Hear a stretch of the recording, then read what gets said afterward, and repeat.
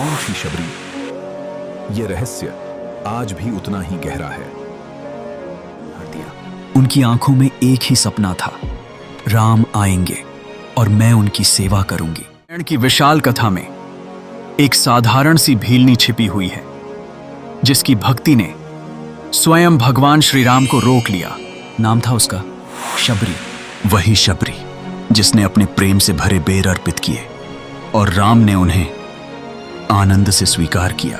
लेकिन क्या आप जानते हैं, शबरी की कहानी केवल यहीं तक सीमित नहीं थी। उसका एक पूर्व जन्म का रहस्य भी छिपा था। कौन थी शबरी?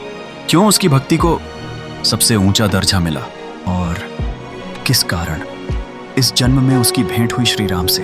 आज हम खोलेंगे उस रहस्य का पर्दा, जो आपको सिखाएगा कि सच्ची भक्ति ही सबसे बड़ा योग है।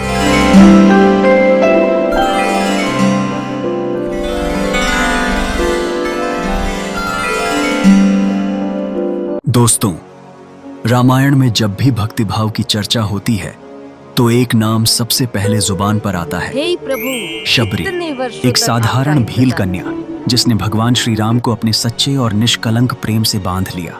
उसका जीवन हमें यह सिखाता है कि भक्ति में कोई छोटा बड़ा उच्च नीच नहीं होता। भगवान केवल प्रेम देखते हैं, आडंबर नहीं। लेकिन यह शबरी आखिर थी कौन? उनका जन्म कहाँ हुआ?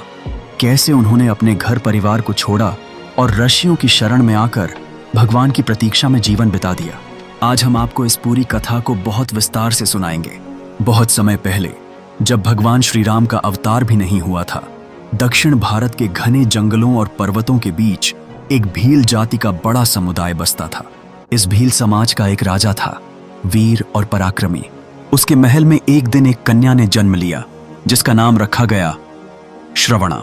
बचपन में सब उसे श्रवणा या शबरी भी पुकारते।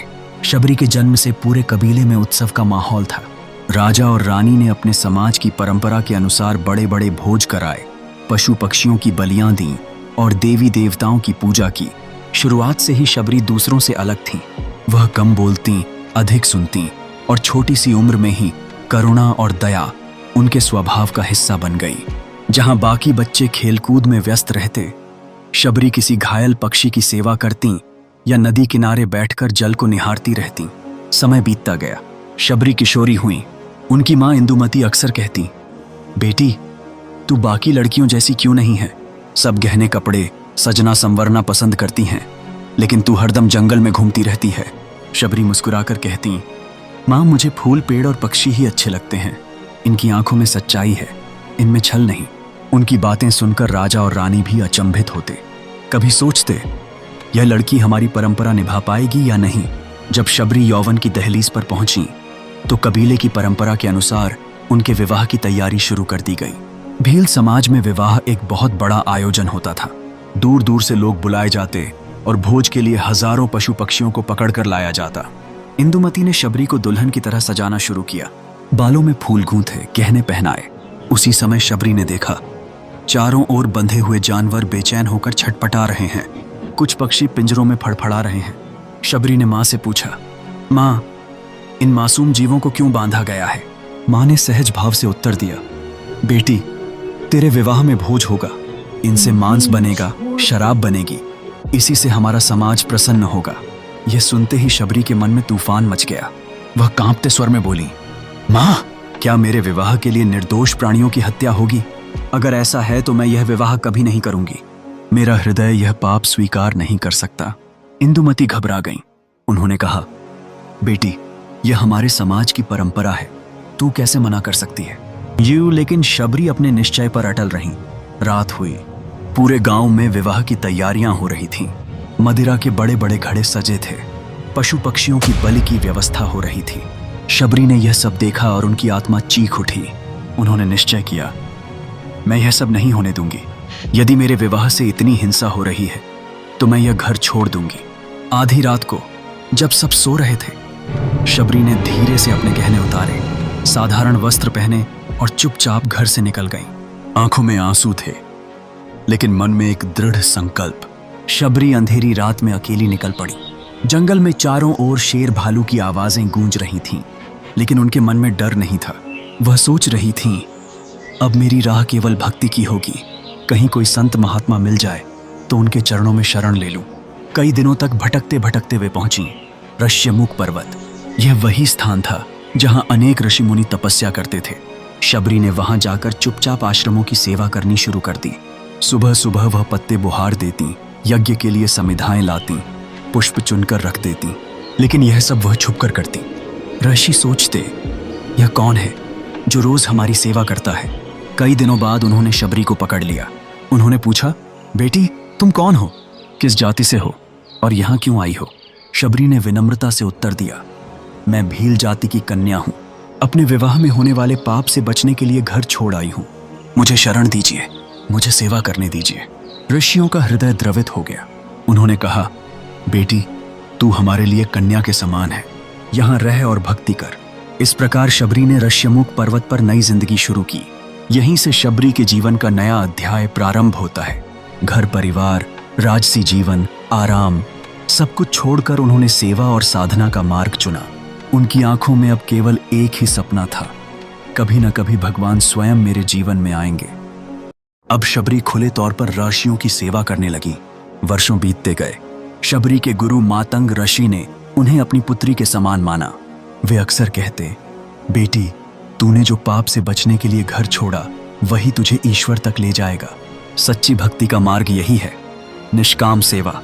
शबरी ने भक्ति के अनेक नियम सीखे। सूर्योदय से पहले उठना, स्नान कर ध्यान करना, मंत्रोच्चारण और हवन की तैयारी करना, अतिथियों का आदर करना, लेकिन इनमें सबसे महत्वपूर्ण था हृदय की निर्मलता। मातंग ऋषि कहते, बेटी भगवान किसी के रूप या जाति को नहीं देखते, वे केवल हृदय का प्रेम देखते हैं। तू केवल प्रेम से पुकार, वे अवश्य आएंगे। समय के साथ मातंग ऋषि वृद्ध हो गए। जब उन्होंने देखा कि अब जीवन का अंत निकट है तो उन्होंने शबरी को अपने पास बुलाया। शबरी रोते हुए बोली, गुरुदेव आपने ही मुझे आश्रय दिया, आपने ही मुझे सिखाया, अब आप भी मुझे छोड़कर चले जाएंगे तो मेरा क्या होगा? मैं किसका सहारा लूंगी? मातंग ऋषि ने शांत स्वर में कहा, बेटी अब तुझे और किसी सहारे की आवश्यकता नहीं है। तेरे जीवन का सबसे बड़ा सहारा स्वयं भगवान श्री राम बनेंगे। सुन ले, एक दिन श्री राम तेरे कुटीर में आएंगे, तू केवल धैर्य रख और उनकी प्रतीक्षा कर। कौम यह सुनते ही शबरी का हृदय आशा से भर गया। उन्होंने पहली बार जाना कि श्री राम कौन है। उन्होंने मासूमियत से पूछा, गुरुदेव यह राम कौन है, कहाँ मिलेंगे? श्री राम कौन है? ऋषि ने मुस्कुराकर कहा, बेटी तुझे उन्हें ढूंढने की आवश्यकता नहीं है, वे स्वयं तुझ तक आएंगे। बस तू अपना मन निर्मल रख और उनकी राह देख। यह कहकर मातंग ऋषि समाधि में लीन हो गए और शरीर त्याग दिया। गुरु के वचन शबरी के लिए जीवन का आधार बन गए। अब उनके दिन का हर क्षण उसी प्रतीक्षा में बीतने लगा। हर सुबह वह उठकर सोचती, क्या आज राम आएंगे? वह रोज फूल चुनती और अपने कुटीर के सामने बिछा देती। सोचती, मेरे राम इन्हीं फूलों पर चलकर आएंगे। कभी बेर तोड़कर रखती, सोचती, अगर राम आज आए तो मैं उन्हें यह मीठे बेर खिलाऊंगी। कोई वर्ष बीतते गए। शबरी वृद्धा हो गई, लेकिन उनकी आशा कभी कम नहीं हुई। उनका विश्वास अटल था। गुरु का वचन कभी असत्य नहीं होता। कभी कभी उनके मन में संदेह उठता, शायद राम अब कभी नहीं आएंगे, शायद मैं व्यर्थ प्रतीक्षा कर रही हूं। लेकिन तुरंत उनके भीतर से एक आवाज आती, नहीं बेटी धैर्य रख, जब समय आएगा तो भगवान स्वयं तुझ तक पहुंचेंगे। तो शबरी ने अपना पूरा जीवन इसी प्रतीक्षा में गुजार दिया। उनकी आंखों में एक ही सपना था, राम आएंगे और मैं उनकी सेवा करूंगी। जिस आशा के सहारे उन्होंने अपना पूरा जीवन जिया, वही आशा अब साकार होने वाली थी। ऋष्यमुख पर्वत पर समय धीरे धीरे बीत रहा था। शबरी अब वृद्धा हो चुकी थी। उनके चेहरे पर झुर्रियां थीं, शरीर कमजोर हो चुका था, लेकिन उनकी आंखों में आज भी वही चमक थी। मेरे राम आएंगे। हर सुबह वह सूर्योदय से पहले उठती, नदी में स्नान करती, फिर अपने आश्रम की सफाई करती। उसके बाद जंगल में जाकर फूल चुनती, बेर तोड़कर लाती। वे बेर तोड़ते समय हर फल को पहले चखती। यदि फल मीठा होता तो उसे राम के लिए अलग रखती, और यदि खट्टा या कड़वा होता तो फेंक देती। उनके लिए यह कोई अपराध नहीं था, बल्कि प्रेम की पराकाष्ठा थी। वह सोचती, मेरे प्रभु के मुख में केवल मधुर फल ही जाएं। अब वह घड़ी आ चुकी थी। वनवास के दौरान जब माता सीता का हरण हुआ तो भगवान श्री राम और लक्ष्मण सीता की खोज में ऋष्यमुख पर्वत की ओर आए। उनके साथ हनुमान भी थे, जिन्होंने पहली बार राम लक्ष्मण से भेंट की थी। राम और लक्ष्मण जब आश्रम के समीप पहुंचे तो शबरी ने दूर से ही उन्हें देख लिया। वृद्धा आंखों से राम का रूप देखते ही पहचान गई। हाँ, यही है मेरे प्रभु, यही है मेरे राम, जिनकी प्रतीक्षा मैंने जीवन भर की है। उनके हाथ से फूलों की टोकरी गिर गई, आंखों से आंसुओं की धारा बह निकली। वह कांपते हुए शब्दों में बोली, गुरुदेव का वचन आज सत्य हुआ, मेरे प्रभु सचमुच आ गए। शबरी कांपते कदमों से दौड़ती हुई बाहर आई। उन्होंने झुककर भगवान के चरण पकड़ लिए। उनकी आंखों से अश्रु रुकने का नाम ही नहीं ले रहे थे। राम ने करुणा से कहा, मां उठो, तुम्हारी भक्ति ने मुझे यहाँ खींच लाया है। तुम्हारा यह प्रेम ही मेरे लिए सबसे बड़ा तीर्थ है। शबरी ने उन्हें अपने आश्रम में आने का आग्रह किया। उन्होंने आसन बिछाया, चरण धोए और पूरे भाव से उनकी सेवा की। फिर वह क्षण आया जिसके लिए शबरी जीवन भर प्रतीक्षा करती रही। उन्होंने अपने टोकरे में रखे हुए बेर राम के सामने रख दिए, लेकिन यह कोई साधारण फल नहीं थे। हर एक बेर को शबरी ने पहले स्वयं चखकर देखा था। जो फल मीठा होता वही प्रभु के लिए रखा, जो खट्टा या बेस्वाद होता उसे दूर कर देती। साधारण दृष्टि से देखा जाए तो यह रीति अनुचित लगती है, क्योंकि भगवान को अर्धभुक्त पहले से खाया हुआ फल अर्पित करना नियमों के विरुद्ध है। लेकिन भक्ति में नियम नहीं, केवल भावना देखी जाती है। श्री राम मुस्कुराए। उन्होंने बेर उठाकर बड़े प्रेम से खाना शुरू किया। राम ने कहा, मां शबरी, बहुत ही मीठे, तुम्हारे इन बेरों का स्वाद पूरे संसार में कहीं और नहीं है, क्योंकि इनमें तुम्हारा निष्कलंक प्रेम घुला है। लक्ष्मण यह देखकर चकित थे।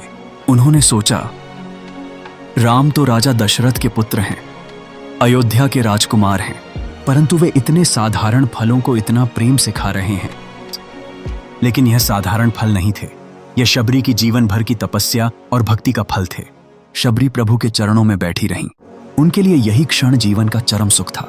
उन्होंने कहा, प्रभु, अब मुझे और कुछ नहीं चाहिए, आज मेरा जीवन सफल हो गया। राम ने उन्हें आशीर्वाद दिया, मां, तेरी भक्ति अमर हो जाएगी, तेरा नाम सदियों तक लिया जाएगा। तूने संसार को दिखा दिया है कि भगवान तक पहुंचने का मार्ग जाति, कुल, धन या रूप से नहीं, बल्कि केवल सच्चे प्रेम और धैर्य से है। कहा जाता है कि भगवान श्री राम ने शबरी से कहा, मां, तूने मुझे प्रेम दिया, अब मैं तुझे ज्ञान दूंगा। जैसे कोई प्यासा व्यक्ति गंगा में डुबकी लगाकर शुद्ध हो जाता है, वैसे ही जो व्यक्ति सच्चे मन से भक्ति करता है वह मोक्ष प्राप्त करता है। शबरी ने राम की बातें सुनकर अपने जीवन का उद्देश्य पूर्ण समझ लिया। वह बोली, प्रभु, अब मेरे लिए यही पर्याप्त है, मेरा जीवन सफल हो गया। फिर राम ने उन्हें मोक्ष का वरदान दिया। शबरी ने आंखें मूंद लीं और भक्ति में लीन होकर परम धाम को प्रस्थान कर गईं। दोस्तों, यही वह दिव्य प्रसंग है जिसने शबरी को अमर कर दिया। उनका नाम आज भी भक्ति और प्रेम का पर्याय है। अब आपके मन में भी यह प्रश्न उठता है, शबरी ऐसी महान भक्त क्यों बनी? क्या उनके जीवन में कोई विशेष कारण था? क्या यह केवल इस जन्म की तपस्या थी, या उनके पिछले जन्म से भी इसका कोई गहरा संबंध था? आज हम यही जानेंगे। शबरी का पूर्व जन्म। आखिर कौन थी शबरी पूर्व जन्म में? तो बने रहे वीडियो के आखिर तक। मित्रों, पुराणों और लोक कथाओं में यह वर्णन मिलता है कि शबरी अपने पूर्व जन्म में एक रानी थी। एक बार उस राज्य में अनेक ऋषि मुनि आए। वे यज्ञ कर रहे थे, मंत्रोच्चारण कर रहे थे। राजमहल से रानी ने यह दृश्य देखा और उनके हृदय में गहरी इच्छा जागी, काश मैं भी इन संतों के बीच बैठकर भक्ति कर पाती। रानी ने राजा से निवेदन किया, स्वामी, कृपया मुझे उन ऋषियों के यज्ञ में सम्मिलित होने दीजिए, मैं भी उनके साथ बैठकर भक्ति करना चाहती हूँ। लेकिन राजा ने कठोर स्वर में कहा, यह संभव नहीं है, तुम एक रानी हो, तुम्हारा स्थान भोग और विलास में है, न कि ऋषियों के बीच। तुम्हारे लिए यह उचित नहीं है। रानी का हृदय टूट गया। उन्होंने सोचा, यदि इस जन्म में मैं रानी हूं तो मुझे भक्ति का अधिकार नहीं, तो अगले जन्म में मैं रानी या सुंदर स्त्री नहीं बनना चाहती। देवी उन्होंने भगवान से प्रार्थना की, हे प्रभु, अगले जन्म में मुझे सौंदर्य मत देना, राज वैभव मत देना, उच्च कुल में जन्म मत देना, बस इतना वर देना कि मैं आपके चरणों की भक्ति कर सकूं। इस संकल्प के बाद रानी ने जल समाधि ले ली और अपना जीवन समाप्त कर दिया। भगवान ने उनकी सच्ची प्रार्थना स्वीकार कर ली। अगले जन्म में वही रानी एक भील राजा की पुत्री बनी। यही थी शबरी। अब वे सुंदर या राजकुल में जन्मी रानी नहीं थीं, बल्कि एक साधारण भील कन्या। लेकिन इस जन्म में उनके हृदय में केवल एक ही लक्ष्य था, भक्ति। यही कारण था कि बचपन से ही शबरी का स्वभाव अलग था। उनके हृदय में दया, करुणा और ईश्वर के प्रति अद्भुत आकर्षण था। हमने पहले देखा कि शबरी ने जीवन भर प्रतीक्षा की और अंततः भगवान श्री राम उनके आश्रम आए, उनकी भक्ति को स्वीकार किया, उनके बेर खाए और उन्हें आशीर्वाद दिया। कहा जाता है कि भगवान श्री राम ने शबरी को भक्ति मार्ग के 9 लक्षण भी बताए। 8. संतों की संगति करना। 2. भगवान की कथाओं को सुनना। 3. गुरु की सेवा करना। 4. भगवान का नाम गाना। 5. भगवान के चरणों में दृढ़ विश्वास रखना। 6. उनके गुणों का गान करना। 7. भगवान की सेवा करना। 8. उनके नाम, रूप, लीला का स्मरण करना। 9. संपूर्ण समर्पण करना। शबरी ने इन 9 लक्षणों को अपने जीवन में उतारा और पूर्ण भक्ति प्राप्त की। आज भी मित्रों, शबरी माता का नाम पूरे भारत में श्रद्धा से लिया जाता है। महाराष्ट्र और कर्नाटक की सीमाओं पर स्थित शबरी धाम तीर्थ स्थल के रूप में प्रसिद्ध है। भक्त मानते हैं कि वहीं पर भगवान श्री राम ने शबरी के बेर खाए थे। दोस्तों, यही थी शबरी की पूर्ण कथा। उनके जन्म से लेकर भगवान श्री राम से मिलन तक, उनके पूर्व जन्म से लेकर मोक्ष प्राप्ति तक। मित्रों, हमें आशा है कि आपको यह शबरी की पूरी कथा पसंद आई होगी। अब आपका समय है। अब आप इस वीडियो को लाइक और अपने मित्रों के साथ शेयर और चैनल को सब्सक्राइब जरूर करें। मिलते हैं ऐसी ही पौराणिक कथाओं के साथ। जब तक जय श्री राम।